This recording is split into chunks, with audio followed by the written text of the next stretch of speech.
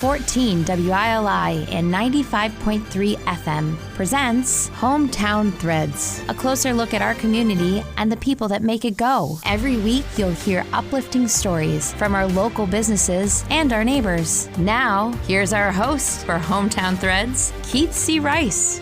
Welcome into episode 139 of Hometown Threads on 14 WILI and 95.3 FM. Willimantic Today Facebook, Spectrum 192, and of course, the WILI YouTube channel. Yes, did you know WILI has a YouTube channel? Next time you're on YouTube, search WILI Radio. Not only will you be able to watch Hometown Threads or Dungan Friday Sports Scene or Homegrown with J. Matt Rupar, a lot of our great afternoon shows that you hear on WILI, you'll be able to watch them. And you can subscribe for free. So go to YouTube.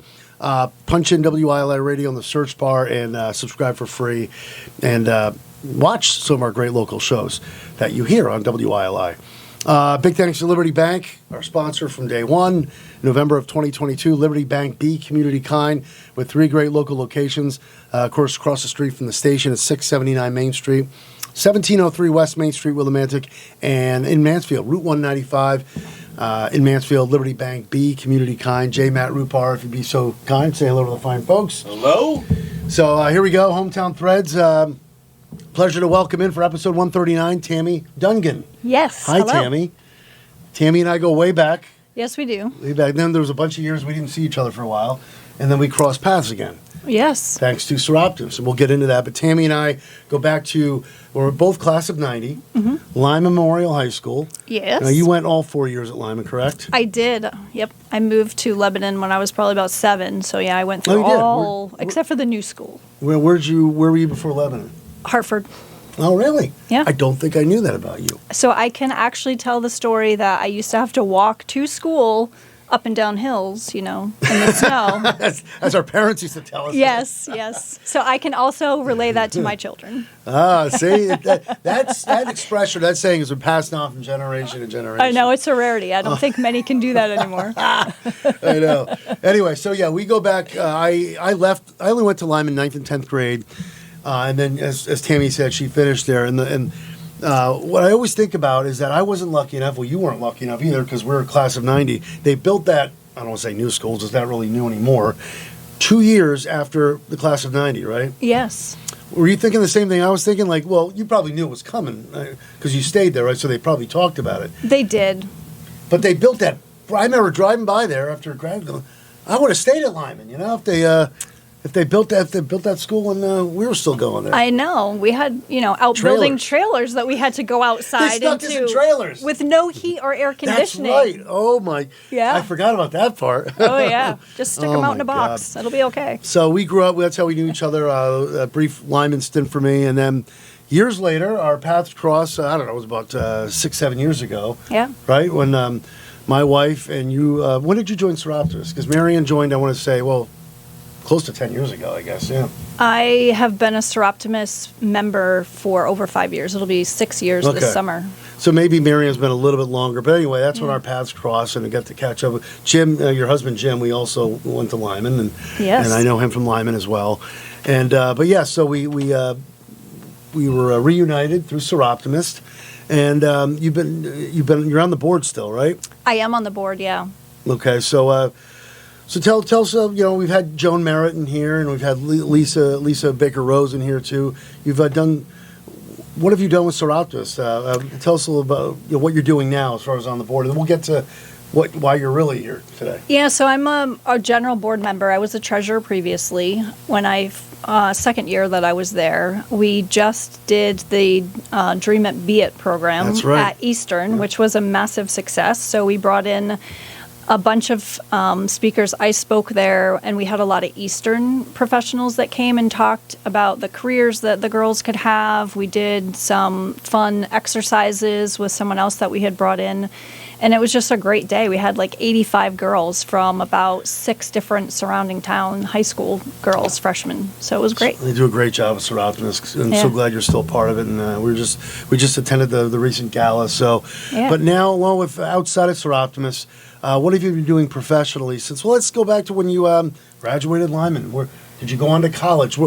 What did Tammy Dungan, what happened to Tammy after Lyman? Yeah, so Tammy used to be Tammy Pomelo way back then. That's what I was trying to remember your... Yes, so, my dad actually moved from Canada here. But I ended up kind of meandering my way through life, I guess. I went to school in Boston for 2 years because Newberry College. Oh, yeah, I know Newberry. Okay.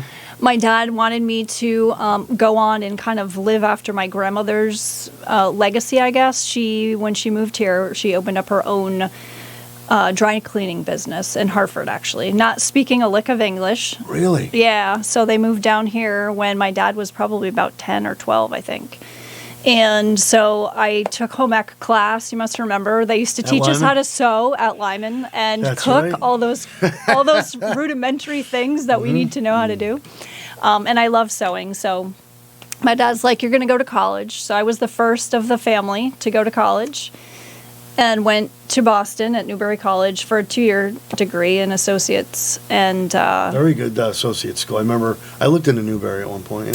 Yeah, it was a great school. They had culinary, which I kind of wish I would have done. That's right, culinary. Yeah. But the whole fashion design thing was not really for me. So I got out and I was kind of like, all right, what do I do with this? I'm not living in New York. I live in Lebanon, Connecticut, right? That's right. So I got a job at the Waterford Mall, actually. Oh, Crystal Mall. Yeah, JCPenney's doing retail stuff. Okay. And luckily my manager had moved all over and was like, yeah, that's, you really don't want to do this working weekends and holidays. So my sister-in-law, who you also know, Kathy Petrowski, Pomelo. I didn't know you guys were related. Yes, that's my sister-in-law.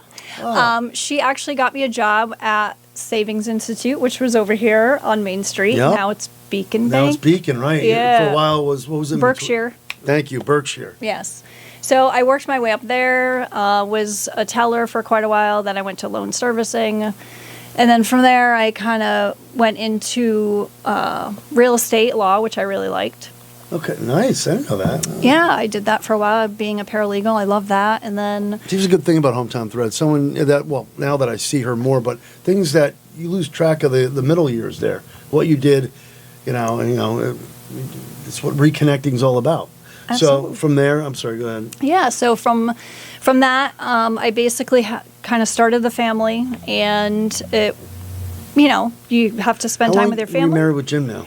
I've been married with to him. Jim, rather. Yeah, for 10 years. Okay. I was married previously, so it's second marriage. We actually reconnected as well a while ago.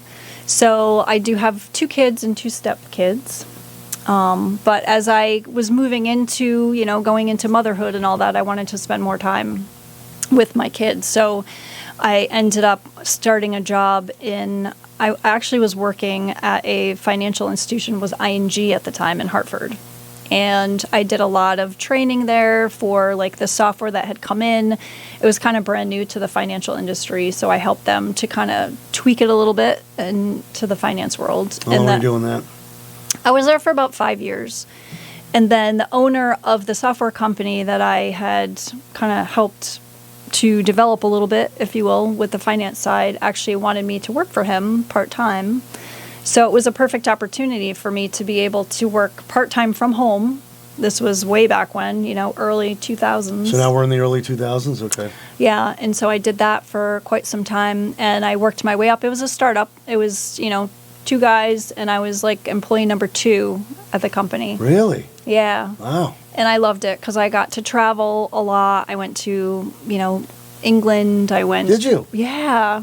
I got to teach all these big places, right? Wow, that's awesome. JP Morgan and So you were Goldman on the Sachs. road a lot?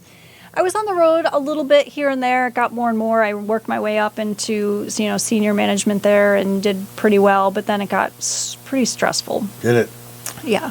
And so how many years total were you there? And then what year did you get out? I was there almost 15 years. I think I left there, it was probably around 2019, 2020, Wow. I'd say. So, yeah, it was right around COVID time. Okay, so tell us about leaving there, and then what's the next chapter in the Tammy Dungan story? So And we'll get to the reason why she is here, too, but we're getting there. We're getting the backstory here. We are. So that management position was great. It's something that I really wanted, but it was super high stress because I was traveling down to Baltimore like once a month, plus doing other trainings. That can be stressful. And so Jim and I actually wanted to start something where we could get outside more. So I started a mobile stand-up paddleboard business. A mobile stand-up paddleboard business. This is around the time I reconnected with you and Jim, because Jim would come to the Seroptons things, and I remember hearing about this. So yeah, tell us about this. That was a lot of fun. So it was something that we could do with the kids. We could bring them out with us. And we partnered with Lakeview Restaurant to do sunset paddles there. So we would teach people how to get on the paddle boards. We'd go out at sunset, and then they'd get a gift certificate to the restaurant. So it benefited the restaurant because they needed people. It was around COVID time. Yeah. Good opportunity to, because they want people to get out and keep their space and all that stuff. Back to the beginning of this business, what made you and Jim go, oh, that'd be fun? Like, how did the idea pop into your head about a paddleboard business? It just sounded like a lot of fun, and I love to be out on the water. We both love to be out on the water. And, he actually had a trailer from when his youngest son was doing dirt bike racing. So we kind of morphed it around, set it up, and got boards, and we started doing it. It was doing really good, actually. I started getting into doing a lot of some corporate retreats, actually out of New York. They were so interested. Wow, so you had a big response for a while. We did. How were you getting the word out about that? Like, I know social media probably, but... Yeah, social media, but a lot of word of mouth. Plus, we were at Lakeview every week. So, people would see us out there. They were interested. And we were packed. Yeah. You were packed? Every week, pretty much, unless the weather was bad. So this one steady for how long, would you say? We did that for about 4 years. Okay. And then I got really sick. Ooh. You want to get into this, or? Yeah. Okay. So I ended up getting Lyme disease. That's not good. Because we had to be out in the water and in grass and all these other things, and high stress from... So that might have been part of the paddleboard business. Yeah. Just being, okay. So you get Lyme disease. Oh, God. Well, I had to lift, 14-foot boards, too, so that was... That's not fun. I went from sitting all day when I was home working and traveling to moving in these long boards and then having to paddle for miles, right? So my body was just not conditioned for it. And I got really sick, so I had some injuries. I remember actually being out on the lake and paddling, and I had the smallest board. So for me to paddle was tough to keep up. And I remember this burning feeling from my middle hand all the way up my arm. Oh, no. I was like, oh, this is not good. And it just kind of... This is why you're in the water, too? Well, I was in the water. Oh, my God. So I had to keep going, right? And still had to keep doing the business because it was the middle of summer. And, it was great to keep going because we had there were business. same occasion? I mean, that one occasion you had the burning, but it would happen after that, too? Yeah, I mean, you just kept saying, we got to keep going? Right. I mean, I got to keep things going, right? So I had injuries, and then that just kind of exacerbated, and I kept getting swelling. I couldn't move my back, so I think I actually had, herniated some discs. And this is before you knew you had Lyme disease? Correct. Yep. So finally, you had to draw the line, so that's it. You had to go get checked out. It took me about 9 months, actually, because I did go from specialist to specialist. 9 months to figure out what you had? Well, even longer than that, really. Probably like 3 years. To figure out that you had Lyme disease? Well, Lyme and that spawned an autoimmune disease as well. Okay. Oh, my goodness. Which usually happens. So, I had all of these physical symptoms, and these specialists would say, well, yeah, we see that you have something wrong with your knee and that you have something wrong with your back. You actually have a piece of your spine is chipped off. And I'm like, oh, good. There's an answer. We can do surgery. And they're like, no, we're not going to do surgery for that. So I was kind of left with, well, we can give you meds for your pain.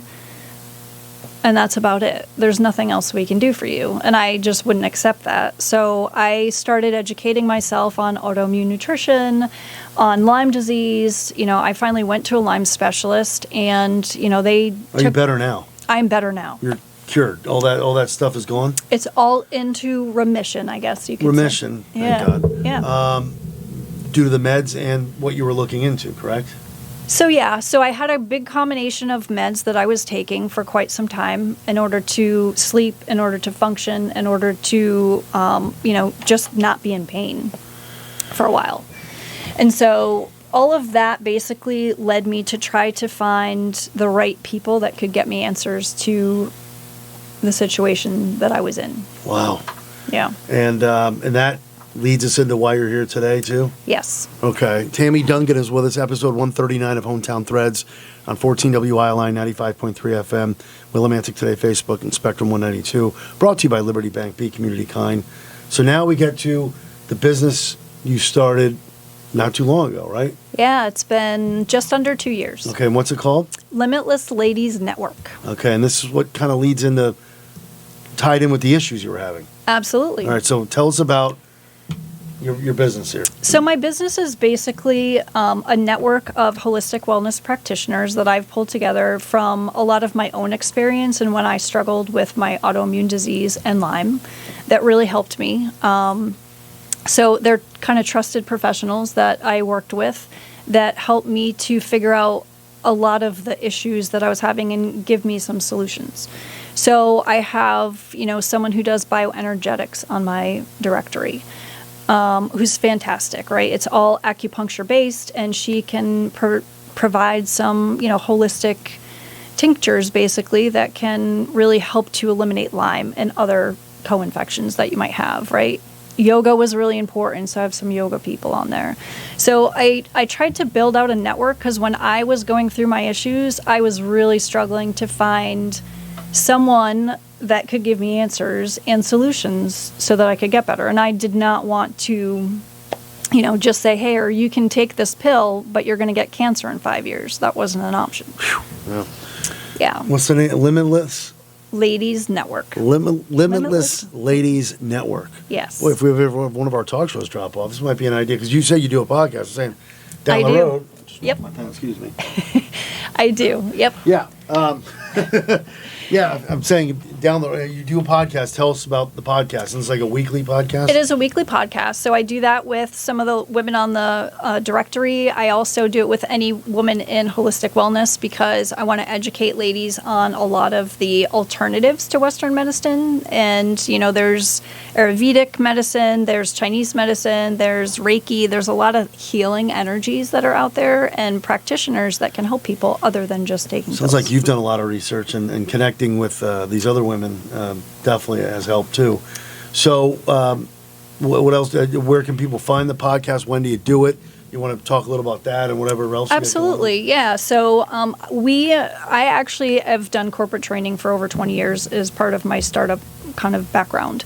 And so we are kind of going in educating nonprofits, corporate businesses on a lot of the holistic alternatives. And I focus specifically on sleep, stress, and self-care. I have other people that can come in and do things on, emotional tapping and yoga. We can bring in things like that. So we do some of that stuff. And then I also do women's empowerment gatherings here. I'm doing some at the Wyndham Chamber. I'm doing some at Ox and Oak. And You're also connected with Wyndham Chamber. We should mention that. Yeah. Yep. And also doing some at this new equine retreat in Salem called Salem Pines Equine Retreat. So you got a lot of stuff going on every week, sounds like, right? Got a lot of stuff coming up. So the website that I have. Yeah, why don't you hit that website a lot? Yeah, it's limitlessladiesnetwork.com. So limitlessladiesnetwork.com. Yes. All right. And I have the directory of all of my practitioners out there, also myself out there, any events that we've got coming up. And, you can find us on YouTube with our channel, Limitless Ladies Network. Just search Limitless Ladies it's hard for me to say. Limitless Ladies Network. Yes. The more and more I kind of screw it up, though, the more people can get it engraved in Yep. their mind. So, why don't you tell us about what you got coming up? Yeah, so we have a couple things. I've got some women's empowerment gatherings. I call them that they're basically, getting women together to talk about setting boundaries or setting a plan for themselves, and that's going to be at the Wyndham Chamber. Those are happening the beginning of May, and then I've got a couple things happening at Salem Pines Equine Retreat that are going to be the 30th of this month, and then some that are coming up in May, and later on, Ox and Oak, I'm doing some things there in the summertime as well. Give us the website again. LimitlessLadiesNetwork.com. And you can find me on Facebook, Instagram, YouTube, on my channel, and you can also subscribe, and it's free, as Keith said. Yeah, because I think people hear us. the subscribe word, they think, oh boy, I got to pay for something. So it's Right. always important to pass along that it's free. Yeah. So it sounds like you're, as we just mentioned, you're quite busy with the Limitless Ladies Network. Okay. And again, going back to the podcast, And by the way, what do we search for? Oh, we're searching for on YouTube, Limitless Ladies Network, right? It is Limitless Ladies Network -2 Thrive at the end. That's actually, what you have to search on YouTube for? Yeah, but if you put in Limitless Ladies Network, you'll find it. And Tammy Dungan is her name. I was going to say before. I've known this woman for years. I want to call her Tammy Dugan, but it's Dungan. Please don't tell Jim that. Actually, he's going to see this. It's okay. Actually, Hello his to last Jim. name is different, so he's like, okay, that you screwed up. Oh, that's right. Jim Choquette. That's See, I should right. know that. See? Yep. God, you forget things over the years. Too many names. What else do you want to pass along that you think people should know about the Limitless Ladies Network? I mean, it's really for women to be able to come together and heal and know that you're not alone, because there are a lot of women that, the Sexual Assault Crisis Center and the Domestic Violence Shelter are also very near and dear to my heart for, situations that I've been through, family members have been through. So that's actually partly a big reason why I got in with Seroptimus of Romantic, because they do good things for that. So you got, you got your hands on Seroptimus, Wyndham Chamber, yep. Limitless Ladies Network. What else are we missing? Are you still doing? You're not doing the paddleboard anymore, right? Or is that? We are not doing the paddleboarding, but I would love to get some ladies out on the water at some point. So it's still kind of a recreational type. I'm still certified to teach it. So you haven't closed the door on it. No, I mean I closed the old business, but I'm happy to at some point bring it back. So if somebody wanted to reach out for that, Yep. just find you on Facebook. On or something? Facebook, Okay. yeah. And again, let's spell her last name. Let's see if I can do this. All right, Dungan. You got it. You think it'd be easy for me to say, right? Tammy Dungan's with us. We have about a minute or so left. I want you to shout out to your wonderful family, too. Jim and the kids, take the last minute or so to shout out to your family. Yeah, so I'm super grateful for my husband, Jim Choquette, as Great guy. We mentioned. Yeah, I've known him since high school. And also my kids, I have 4. My own oldest, Ryan, my daughter, Sarah, and then my 2 stepchildren, Matt, who just released Maple Shade Stories, which is also on YouTube as short stories. It's his own independent film, and he created. Yes, well, this is big news. Yes, so he created his own production company, and is looking to do some more of that stuff. And his brother Danny, who's the youngest, was actually just in a play at the Bradley with his girlfriend as well. Kidding. She was the lead, so it was amazing. Yeah. Wow, how about that? Yeah. Okay. Well, we're going to be following you on the Limitless Ladies Network. And again, the website is limitlessladiesnetwork.com. That's right. And that's where they can find everything that's going on, all your events. Yes. All right. And, of course, you can reach out to Tammy on Facebook. If you have any other questions, Tammy Dungan, Dungan. Anything else you want to pass along? It's great to be here. Thank you. You've got a lot going on. Busy is good. I do. Always great to see you. Yes. Tammy Dungan, our guest here, limitlessladiesnetwork.com. Episode 139 in the books. Big thanks to Tammy, intern RJ, J. Matt Rupar, Liberty Bank, B Community Kind. Thank you for listening. Thank you for watching. And in the words of the great Roddy McCumber, bye for now, folks. Bye for now. And that concludes another edition of Hometown Threads. Got a story for Keith? Reach out to him on Facebook by searching Keith C. Rice, or email him at krice@hallradio.net. Don't forget to tune in next week on 14 WILI and 95.3 FM, as well as the Willimantic Today page on Facebook.